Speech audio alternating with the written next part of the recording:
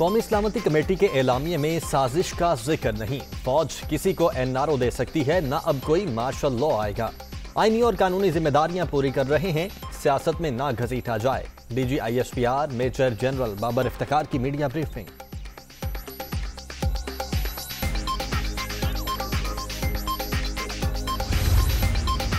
जलसे और रैलियां जमहूरियत का हिस्सा। मुल्क में नए इलेक्शन कब होंगे, फैसला सियासतदानों ने करना है। आर्मी चीफ ने कोई तौसी मांगी ना ही कबूल करेंगे। सिपा सालार मुद्दत पूरी होने पर 29 नवंबर को रिटायर हो जाएंगे। DG ISPR।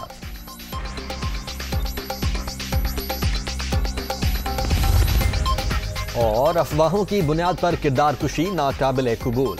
पाक फौज के साबिक अफसरों की जाली टेप्स बनाई जा रही हैं, कोई साजिश कामयाब नहीं होने देंगे। डीजी ISPR का अज़्म।